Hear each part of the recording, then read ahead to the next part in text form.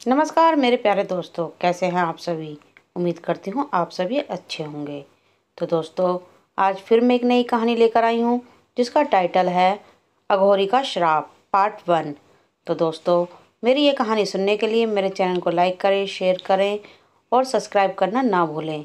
तो कहानी शुरू करते हैं आज की, अघोरी का श्राप। यूँ बार बार इस तरह कंप्यूटर स्क्रीन पर पाखी की तस्वीर देखना बंद कर मोक्ष। चल कैंटीन चलते हैं, जोरों की भूख लगी है। लंच टाइम ख़त्म हो गया तो फिर भूखे ही रह जाएंगे। पूरा दिन मोक्ष कंप्यूटर स्क्रीन पर पाखी की तस्वीर देखता और फिर अपने हाथ की रिंग को देखकर मायूस हो जाता। कुछ देर बाद मोक्ष यश को जवाब देता, मेरा मूड नहीं है, तू जा कैंटीन। इंगेजमेंट को 2 साल से ज़्यादा का टाइम हो गया, लेकिन अब भी तुम्हारे बीच सब अजनबियों जैसा ही है। कब करोगी शादी? कब तक भागता रहेगा तू उससे?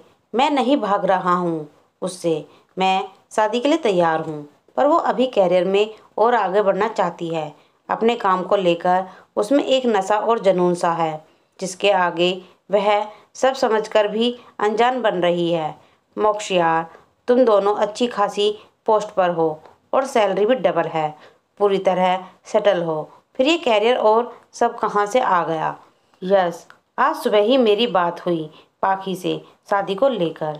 2 दिन बाद वो केशवपुर में होने वाले मेले में जा रही है। मोक्ष, यह वही मेला है ना जो अघोरियों की वजह से सबके लिए इम्पोर्टेंट और अट्रैक्शन का सेंटर रहा है। इस मेले में नागा साधु और अघोरी आते हैं ना? हाँ बिल्कुल सही कहा यश। केशवपुर में जहाँ यह मेला लगता है वहीं एक जंगल भी है। ऐसा सुना है वहाँ ये साधु और अघोरी अपनी तंत्र विद्या से या शक्तियाँ पाने के लिए पूजा पाठ भी करते हैं। हाँ मोक्ष, मैंने एक आर्टिकल में पढ़ा था। वह जंगल बहुत ही डरावना है। दिन के अंधेरे में भी गांव वाले वहां जाने से डरते हैं। वहां से साधुओं या अघोरियों का एक भी इंटरव्यू कोई नहीं ला पाया है आज तक। बिल्कुल सही कहा यश। पाखी उनका एक इंटरव्यू चाहती है। इस इंटरव्यू में अगर हम कामयाब रहे तो बहुत जानकारी मिल जाएगी हमें, साथ ही प्रमोशन और सैलरी पैकेज में इंक्रीमेंट में। मुझे भी साथ लेकर चलोगे तुम दोनों? बिल्कुल मेरे दोस्त, तुम भी हमारे साथ चलोगे। पाखी, मैं और तुम, हम केशवपुर के मेले में हर रिपोर्ट कवर करेंगे। इस इंटरव्यू के बाद पाखी मुझसे शादी करेगी, ऐसा वादा किया है पाखी ने। अरे वाह, अगर मेरे दोस्त का घर बस जाता है इस इंटरव्यू से तो इससे बढ़िया न्यूज़ क्या होगी। अब चल मेरे साथ कैंटीन, वहाँ बहुत सी बातें डिस्कस करनी है, मेले की कवरेज और इंटरव्यू और बहुत कुछ। ठीक है यस, चल चलते हैं, मज़ा करेंगे। यहाँ पाखी तो नहीं दिखाई दे रही है, शायद वो लंच करके जा चुकी है। तभी पीछे से एक आवाज़ आती है, नहीं यस, टेबल पर बैठते हुए, मैं तुम दोनों का ही इंतज़ार कर रही थी। वैसे केशवपुर के बारे में क्या सोचा? वहाँ हम कहाँ रहेंगे? रिकॉर्डिंग और इंटरव्यू? पाखी, हम मेले में रिकॉर्डिंग और इंटरव्यू लेंगे और कुछ टाइम जंगल में भी रिकॉर्ड करेंगे। शायद कुछ नया और धमाकेदार मिल जाए, इंटरव्यू में पूछ सकें। ऐसा कुछ सवाल मैंने बना लिया है, एक बार तुम दोनों भी देख लो। उसमें कुछ और ऐड करना हो या सवाल हो तो मुझे बता देना। यस, तेरा आइडिया सही लग रहा है। वैसे हम दोपहर तक केशवपुर पहुंच जाएंगे। थोड़ी बहुत बात और इन्फॉर्मेशन गांव के लोगों से लेने की कोशिश करेंगे। रात को मेले और जंगल में कुछ रिकॉर्डिंग और सुबह होने से पहले उस गांव से निकल जाएंगे। बिल्कुल सही कहा मोक्ष, तुमने नया धमाकेदार और सनसनी जो आग लगा देगी। पाखी और मोक्ष, हमें इस तरह से काम करना होगा जिससे हमारा शो हिट हो जाए। लेकिन यार, क्या हम इंटरव्यू लेने में कामयाब हो पाएंगे? हाँ यस बिल्कुल, हम कामयाब जरूर होंगे। पॉजिटिव सोच कहते हैं। एक ही लंबी सी स्माइल आ जाती है पाखी के चेहरे पर। मोक्ष भी पाखी की तरफ देखता है और फिर यश की तरफ। ठीक 2 दिन बाद तीनों केशवपुर में होंगे। पाखी और मोक्ष इस बात से बिल्कुल अनजान थे कि केशवपुर के मेले और वहाँ के रहस्यों का उजागर करने की जो भी कोशिश करने वाले थे उसका सीधा असर उनकी निजी जिंदगी पर भी पड़ने वाला था। उस खौफ को और अनजानी चीज़ें जो न सिर्फ उनकी ज़िंदगी का हिस्सा बनने के साथ एक खूनी खेल भी शुरू होने वाला था। जिसकी कल्पना उन दोनों ने कभी सपने में भी नहीं की थी। पाखी और यश, हम तीनों को अलग होकर यहाँ की कवरेज शूट करनी चाहिए। इससे हम ज़्यादा से ज़्यादा चीज़ें कवर कर पाएंगे। हाँ, बिल्कुल सही कहा तुमने मोक्ष। लेकिन अघोरी से बात और सवाल जवाब। यस, अगर हम अघोरी को मना लेते हैं इंटरव्यू के लिए तो तीनों अलग अलग एंगल से शूट कर सकते हैं। फिलहाल हमारा फोकस एक ही अघोरी के ऊपर होना चाहिए। कुछ देर तक गांव के लोगों से बातचीत में शाम हो जाती है। अब धीरे धीरे सब मेले में आना शुरू हो गए थे।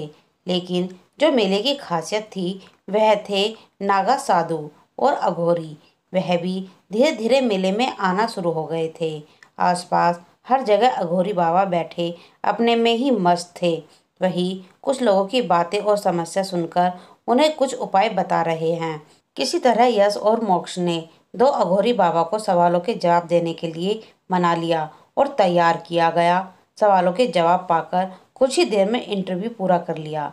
उस इंटरव्यू में नागा बाबा और अघोरी बनने की क्रिया, उनकी जीवन शैली और उनके अघोरी बनने के पीछे की कहानी और बहुत कुछ, उनके जीवन और थोड़ा बहुत उन शक्तियों के बारे में इंटरव्यू से सारी बातें रिकॉर्ड कर ली थी। इंटरव्यू बहुत ही अच्छे से पूरा हो गया था।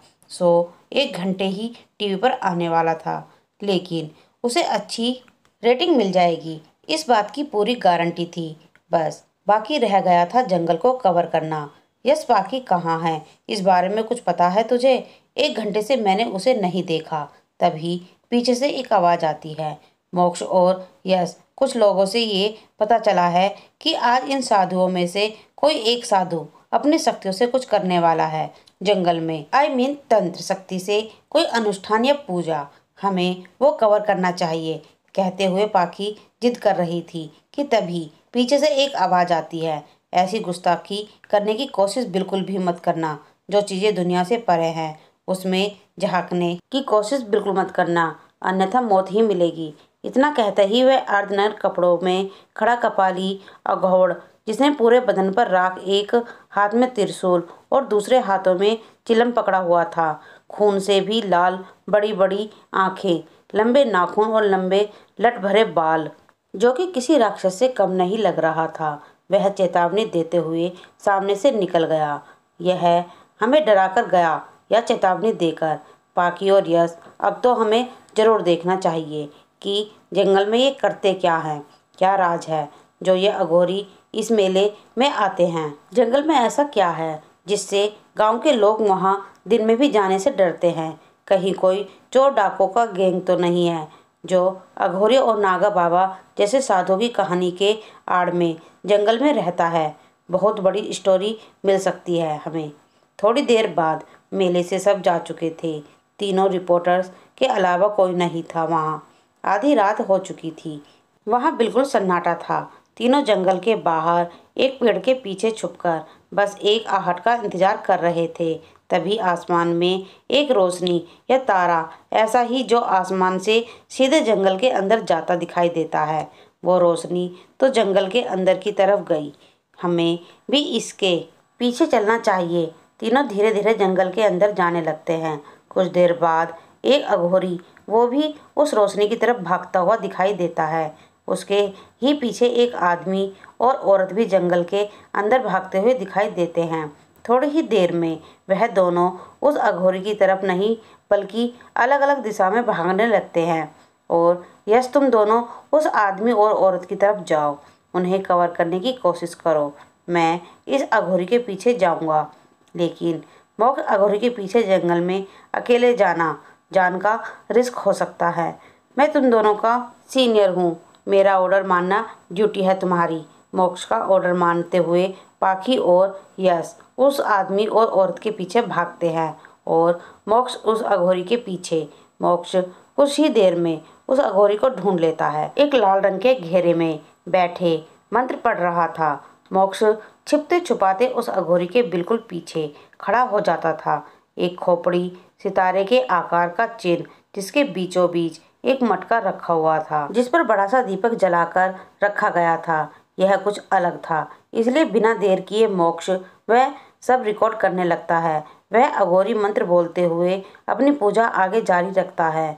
मैं तुझे उसकी जान लेने के लिए छोड़ रहा हूँ, जा और उसकी जान लेकर आ। वह अघोरी इतना कहकर शांत हो जाता है। एकाएक वह मटका ऊपर आसमान की तरफ उठने लगता है। उसमें जलता हुआ दीपक दो भागों में बंटकर उस मटके से अलग होकर आसमान में मटके से आगे बढ़ने लगता है। वह दीपक देखकर ऐसा लगता है जैसे वह मटके को किस तरफ जाना हो यह बता रहा हो। यह सब मोक्ष की इमेजिनेशन से बिल्कुल हटकर था। यह कोई छलावा तो नहीं है या फिर नज़रों का धोखा। रिकॉर्ड करते हुए मोक्ष के रोंगटे खड़े हो जा रहे थे, लेकिन वह बिना डरे निडर होकर सब रिकॉर्ड कर रहा था। मटका बहुत ही धीमी चाल से आगे बढ़ रहा था। क्या लॉजिक है इसमें, यह समझ ना आने पर मोक्ष नीचे जमीन से एक पत्थर उठा लेता है और उस मटके की तरफ फेंकता है। पत्थर लगने की वजह से वह मटका टूटकर नीचे गिर जाता है। वह रोशनी जो मटके से अलग होकर चल रही थी, वह अब नीचे जमीन की तरफ धीरे धीरे बढ़ने लगती है। अघोरी समझ जाता है कि किसी ने उसकी पूजा भंग की, इसलिए जिस दिशा से पत्थर मटके की तरफ आया था उसी दिशा में वह अघोरी भी पीछे मुड़कर देखता है, जहां उसे मोक्ष रिकॉर्डिंग करता हुआ दिखाई देता है। मूर्ख, यह क्या कर दिया तूने? मैंने चेतावनी दी थी ना, फिर भी तेरी जिज्ञासा खत्म नहीं हुई। तूने मेरे छोड़े हुए बाण को खंडित कर दिया। यह जान के बदले जान लेता है। इसमें मैंने अपनी पूरी शक्तियां लगा दी थी और तूने इसे खंडित कर दिया। अब ये मेरी जान ले लेगा। उस अघोरी का ऐसा रूप देखकर मोक्ष समझ गया था कि उससे कोई बहुत बड़ी गलती हो गई है। वह भागे या क्या करे, कुछ समझ पाता उससे पहले कि वह अघोरी मोक्ष को श्राप दे देता है। तुझे श्राप देता हूँ, आज के बाद तेरी जिंदगी आम इंसान की तरह नहीं रह जाएगी। तुझे अतृप्त आत्माएं और जो तुम इंसानों को नहीं दिखता था वह सब दिखेगा। तेरी जिंदगी आम सी ना रहे, हमेशा डर और दहशत के साए में तू घुटेगा। अघोरी मोक्ष को इतना कहते ही सामने से आती रोशनी की तरफ देखने लगता है। वह रोशनी सीधे उस अघोरी के अंदर प्रवेश करती है, एक तेज प्रकाश के साथ। आंखें चुंधिया जाएं ऐसा उजाला हो जाता है।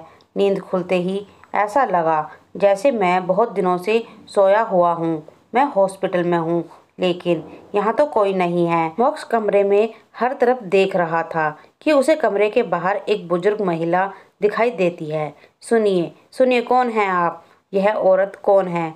इस तरह ये मुझे देखते हुए कहाँ जा रही है? मुझे चलकर देखना चाहिए। मोक्ष कमरे से निकलकर उस औरत का पीछा करने लगता है। यह औरत मुर्दा घर की तरफ क्यों जा रही है? क्या प्रॉब्लम है इसकी? देखना चाहिए। आखिर मुर्दा घर का क्या माजरा है? यही बड़बड़ाते हुए मोक्ष मुर्दा घर के अंदर पहुंच जाता है, जहां वह औरत मोक्ष के ठीक सामने पीठ कर खड़ी थी। यह औरत तो किसी पुतले की तरह बस खड़े होकर किसी बॉक्स को घूरे जा रही थी। पास जाकर देखना चाहिए। अपने आप बड़बड़ाते हुए मोक्ष उस औरत के एकदम पास पहुंच जाता है। वह औरत एक बॉक्स को देखे जा रही थी। बॉक्स पर लिखा था मोरजियो 20। उस औरत के इशारा करते ही मोक्ष उस मोरजे 20 को खोलता है। मोरजे का दरवाज़ा खुलते ही वह औरत मोक्ष की तरफ पलटी होती है। उसका चेहरा और उस लाश का चेहरा बिल्कुल एक जैसा दिखाई देता है। यह नज़ारा देखकर मोक्ष डर जाता है और ज़ोर से चिल्लाकर बेहोश हो जाता है। तो दोस्तों, मेरी ये कहानी अघोरी का श्राप का पार्ट 1 यहीं समाप्त होता है। आपको ये कहानी कैसी लग रही है कमेंट में लिखकर ज़रूर बताएं और इसके सेकंड पार्ट का इंतज़ार करते रहें। दोस्तों, आपको बहुत ही जल्दी सुनने को मिलेगा। धन्यवाद।